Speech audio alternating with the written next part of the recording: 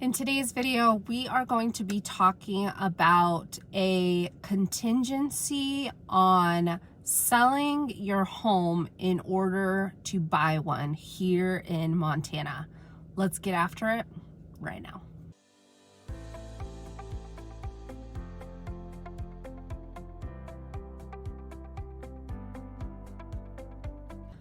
My name is Diana Filkins. I'm a realtor here in Missoula and the Bitterroot in western Montana. And today I just did a Target pickup. My daughter needed new headphones and we are going to, if I can start my car, there you go.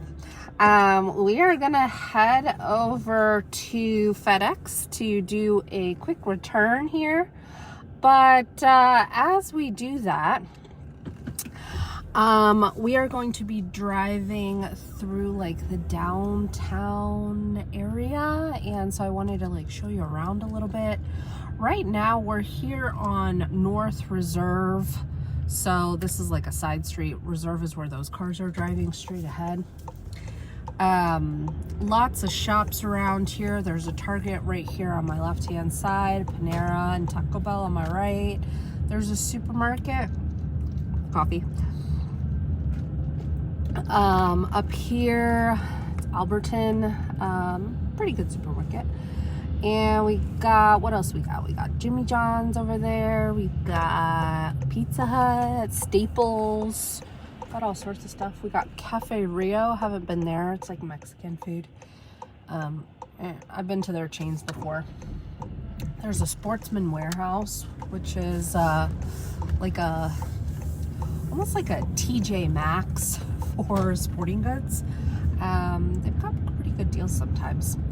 So I have gotten this question quite a few times in the past couple days, and I wanted to make sure that I address it because it's not well known, and I didn't know this until buyers come up to me and ask me questions. This is a four-way stop that like nobody understands how to use. It was definitely that guy's turn, but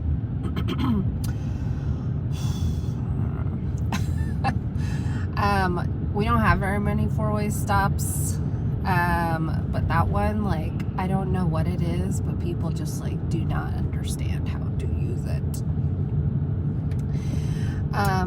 Anyhow, so I've been talking to a lot of buyers who are interested in buying here in western Montana, but of course they can't carry two mortgages because that's a lot. Whether they're moving from another place in Montana or they are moving from a different state, they can't carry two mortgages. So in order to buy here in Montana, they need to sell their house. And so what I'm hearing from the public is that they are waiting until the spring, and it's clearly not the spring. This is January 2025. This is Broadway right here. Lots of great shops, more of like an industrial area though. But lots of great shops. And if you were to go, I don't know, 10 miles that way, you go straight to the airport. So they're waiting until the spring in order to sell, and then once they sell or are under contract on the home that they're selling, then they'll buy. Now here's the problem. At least in the Missoula and Ravalli County markets here in western Montana, I can confidently say that right now is a really poor time to sell. Homes are sitting for a pretty long time. Our average days on market are about 50-ish days. That's pretty high. And many homes are sitting for way longer than that, if that's just the average. So it's a really sucky time to sell, but it's a really great time to buy. Because if you think about it, if a home has been on the market for 100 days, well, what kind of offer are you going to offer? not listing price, that's for sure. Or I would suggest that you don't offer listing price. Not that there's anything wrong with the house, but the demand is lower, right? So it's a great time to buy, a really sucky time to sell. And if I were to apply that to other markets, other states, I would say the same thing, because regardless of where we are politically and financially and economically here in the United States, this is just how the real estate market kind of like ebbs and flows over the year. And winter does tend to be a slower time, and that's exactly when it's good to buy and not good to sell. So I was talking to a gentleman yesterday, and he was waiting for the spring to sell his home in Colorado and then buy here. Now, here's the problem with that. If you're waiting for the spring or summer to buy, that's when everybody else is going to be coming out of the woodworks. Now, I do want to point out, because I don't come down here very often, but right here up on the left-hand side, oh, you're welcome, is the POV Center. So this is the homeless shelter. And so if you're going to see homeless people, it is definitely going to be in this area right here. So just a heads up.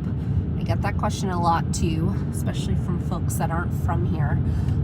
How's the homeless situation? Around here, you'll see homeless folks quite a bit. Right up here on the right-hand side is the Clark Fork River. Gorgeous. This is a really great supermarket, Yolks. Great supermarket. They have a really great bakery section, so I do tend to order cookies and cakes for special occasions, and they do a really good job, and they're pretty cheap. Okay, this is like the downtown area, and then where I'm gonna go to FedEx is right up here, so I should probably speed up what I'm talking about. So in the spring and summer, that's when everybody else is trying to buy too. Oh, this is Providence Hospital. This is one of our, St. Pat's. This is one of our bigger hospitals, and the other one is on the south end of Missoula. That's Community Hospital. So 2 major hospitals here in Missoula. Okay, now I'm really gonna keep talking. That's when everybody else is buying, right? So there's more competition. And what does more competition mean on putting an offer into a house? That means multiple offers, going over asking. Not because the house truly deserves it, but that's just the competition. And like, let's just be frank, it's a lot easier to move in the spring and summer without all the snow and ice. And it sucks moving in the winter. I've done it twice, and it is no fun. But that's the price you pay. So you will be paying a lower listing price than if you were to buy in the spring and the summer. So this is what I was like, hey, buyer, have you thought about putting a contingency on the sale of your home? So if, like, God forbid, if you don't sell your home in Colorado, for example, then you cannot close on your home here in Montana. Like, you just cannot. It gives you an opportunity to get out. And one of his questions to me was, it was a good one. And it was like, yeah, but how does that look in the eyes of the seller? If you're putting in an offer on a home and there's a contingency on it. This is the FedEx office that I need to go to. So I'm gonna try and like loop around, pull a DC U-turn here in Missoula if I can. So this is like the downtown area. Let's see, I'll pull over here. Actually, I'm gonna go this way. And how does it look in the eyes of the seller?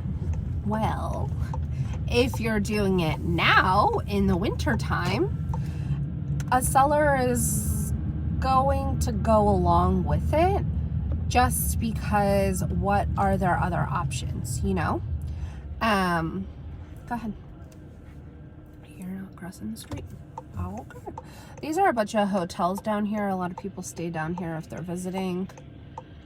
I've heard good things, but I haven't actually stayed at any of them. All right.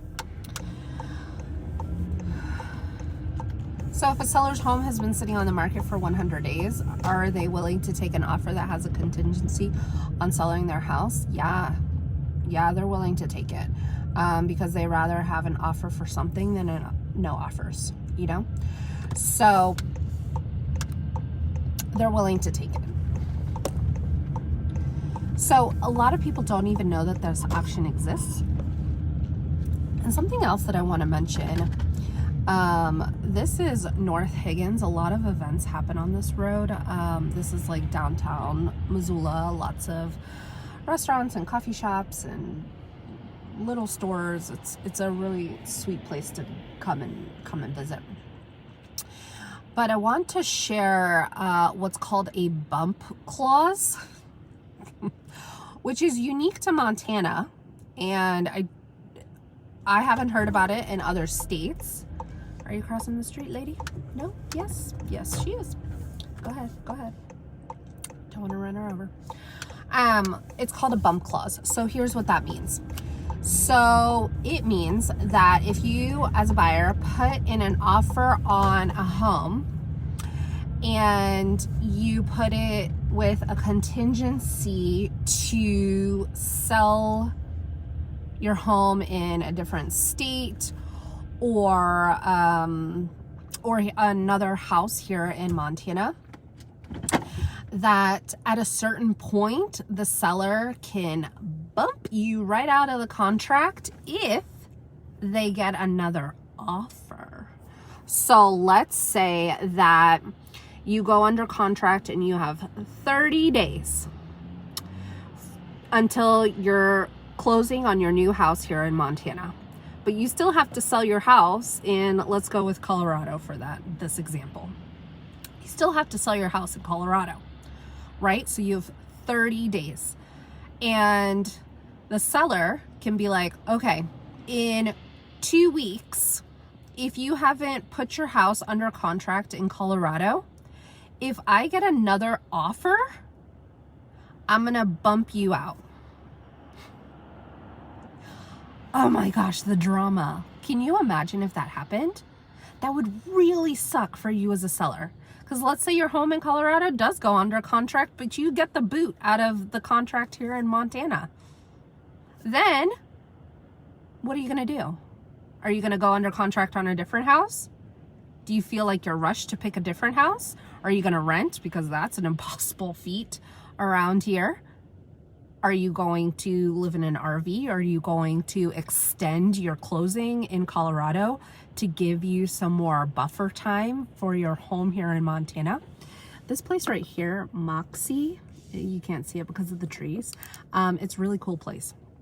They like teach you how to do your makeup, and it's a cool place because I'm like makeuply challenged. So I'm also like ADD, so I'm like, so are you going to extend your contract in Colorado so that you have like more time to find a home here in Montana? This is where, and I was talking to this yesterday, and I was telling him, I was like, timing this all out, getting creative, it's like a dance, and you have to know when to give and when to take and when to chill and when to like speed it up. And it's a very delicate dance that is really freaking stressful, but it is an option and it can work out really well. I've seen it and I've done it working out really well, where you put a contingency on your home sale, goes under contract, you're under contract in a home here in Montana, your Colorado home sells, you move in, you close on your house here in Montana, and all is peachy clean. I'm sure there are bumps along the road, but it is possible. And while this bump clause is a possibility, it doesn't happen often, but when it does, it really sucks for you as a buyer. But if you're a seller, it's a great option for you because yeah, you're desperate enough to take a offer with a contingency on their home sale. But if another offer comes around where maybe the purchase price is a little bit lower, but there's no contingency on selling another house, you can bump those folks right out. So it depends on like what side of the coin are you on? Are you a buyer or a seller? It could be a good thing or it could be a bad thing. Because right now it's the middle of winter. Bad time for sellers, great time for buyers. So reach out to me. I can help you do this dance. I'm very good at dancing. Very good at doing this dance. Getting really creative, and not only that, but like also talking to listing agents, or if sellers are unrepresented, talking to sellers, like if I'm on the buy side, and reassuring them that their purchase or the sale of their home, like in Colorado, for example, we're keeping them updated so that they feel confident, so that they're not panicking to like initiate this bump clause. So lots to uncover. If you have any questions, comments, leave them in the description box below. Happy to answer any questions or go on a different video and expand a little bit on this. I know I was a little bit all over the place on this one. The coffee is really kicking in, so I blame coffee, you know. And if you're trying to navigate this here in Western Montana, reach out to me, call, text, email. All my information is down in the description box below. But also, if you're not doing this, like selling and then buying, if you're not doing it in Montana, that's okay. I'm really well connected all over the United States, and I can put you in the right hands of a realtor that knows how to do this dance, because we're all in this like dance party together. The hell was that? I don't know. No. I did see the ticket lady, you know, because you have to pay for parking down here, which I don't like. I hate that. That gives me like PTSD from when I lived in Washington, D.C. So I did see like the ticket lady coming around. I saw her back there because you have to pay for parking. So I was like, oh, maybe she gave me a ticket because I heard something beep. Okay. Anyhow, I'll deal with that. Call, text, email, comment. Oh yeah, subscribe, please, please, please. It helps the channel. And until next time, take care.